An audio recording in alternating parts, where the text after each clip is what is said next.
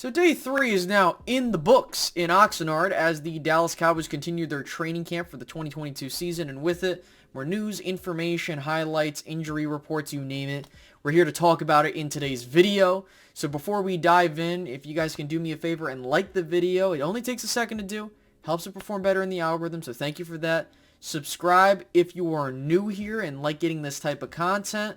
We're on the road to 10,000 subscribers, so your subscription would be greatly appreciated. Hit the notification bell as well so that you don't miss out on the content. Now, to start things off, the biggest thing from training camp was that Mike McCarthy and the coaching staff actually invited several NFL officials to come to the practices to help them become more disciplined with penalties and things of that nature. The thing that I find important about that is this was one of the main reasons why the Dallas Cowboys struggled in the playoff game versus the 49ers and also in many other games. And so, you know, I understand that you're not going to have a season where you have no penalties whatsoever, but if you can limit the mistakes you make there and ensure that your big plays aren't being wiped away as a result, I think things will be A-okay for the Dallas Cowboys. And something that really resonates with me is that this isn't something that I've seen Jason Garrett do, and I'm not saying that Mike McCarthy is an amazing coach. All I'm saying is he's doing a decent job, especially with these little minor things, and, you know, he's sticking to that. So the next thing we got to talk about is Zeke. So for Zeke, apparently from Mike McCarthy, he has been, you know, talking about like the pre-workouts that Zeke is doing, making sure that his quads are warmed up and he's protecting the knee. And so there was video footage of him doing a like routine to ensure that he doesn't go through what happened last season. Now the biggest thing with that is that Ezekiel Elliott, as he continues to age and gets more mileage, it's really, really hard for running backs to stay consistently good. Now Zeke has been a very consistent back nonetheless. Sure, his averages have dropped, and we get that, but considering what happened last year, I think that we need to see what happens this year if he's fully healthy. If he's fully healthy and we start seeing a massive decline in production nonetheless, we're going to have to start having discussions on what happens to him going forward, like getting a reduced cap hit or he's gone. That's going to be something we come to later down the line. I don't want to go about it too early, but Zeke will be fine. I think that him being re-energized and healed will help not only him, but the entire Cowboys offense.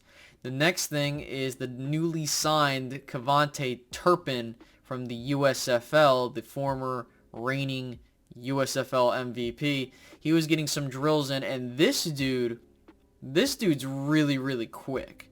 Apparently, he was listed at 5'7", 158 pounds, and that's really small. And with that kind of tells me that you have this speedy guy that you can use in gadget plays, which they have been doing with jet sweeps. So it kind of feels like we're getting the Lucky Whitehead-esque style of the offense back, where you had the jet sweeps, which I wasn't against doing the jet sweeps, but it just felt like they were so so predictable.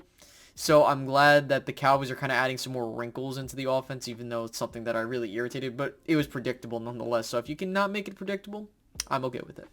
So he's looking really sharp in the practices, quick, crisp routes and stuff like that. I think that he's going to have a fine way of making the roster. And we're going to talk about another receiver, TJ Vasher, who's been very, very impressive during this training camp. I have a video coming out later today, more or less highlighting how he is pretty much on the path to making the roster if things continue the way they are, more or less. So we'll talk about that later. Now, moving forward, as I keep going through the notes, just some more workouts and stuff like that really didn't really bring anything that, you know, I would say, oh, you need to focus in on this, you know what I mean? But there was a lot more of screens through Tony Pollard. Like, I think that was one of the major things, was Tony Pollard was getting a lot more touches in the camps, and they're kind of working with the screen plays and some wide receiving routes and stuff like that, so that's a good thing. Now, you know, outside of that, that's pretty much it. You know, it's just been a lot of, like, you know, the stereotypical guys that we know and love are doing great. But nothing really much more outside of that. I saw a moment where Sam Williams, excuse me, he got smoked by Tyron. It was actually pretty funny. But hey, you know what? The rookie's got to learn, and I think that to do it against one of the greatest to do it and how smart Tyron Smith is, it's going to help him in the long run. Let's see here. Pretty much that's it. Kelvin Joseph has been mid, I would say, based off of the footage. I've heard people say he's doing fine, and I don't want to be the guy, preaching a gospel that isn't true. So I don't want you to take what I say seriously, because I've been hearing conflicting reports of him doing well and him not doing so well. But Anthony Brown's having one hell of a camp still, and Trevon and Micah Parsons and everybody else doing their thing. Now the biggest thing that came out was the injury to Matt Waletzko. He will be out for some time with a shoulder injury. Now the severity of the shoulder injury is unknown. All we know is he's going to stay out for quite some time. Now with that, there is talk that Josh Ball will get reps at the left tackle position swing spot. And that's a big thing, and I'm going to talk about that more in a separate video, highlighting, the Cowboys going about this rather than signing a veteran free agent, which I'm not saying you have to sign one just to check off a list. It's just, again, it's the question marks, the unproven talents that you have to worry about, and that's something that I really don't like what the Cowboys are doing. Is that they're kind of rolling the dice, and then they're kind of just like, well, if shit hits the fan, we'll go get someone, which that's not how it's supposed to be. You need to make sure these guys are ready to go. So there's that.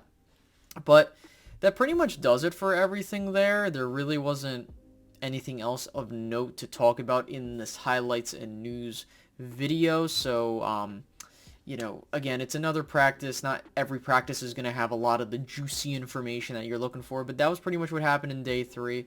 So that pretty much covers that. So if you guys enjoyed this content, by all means, make sure to like the video, subscribe if you're new, and hit the notification bell.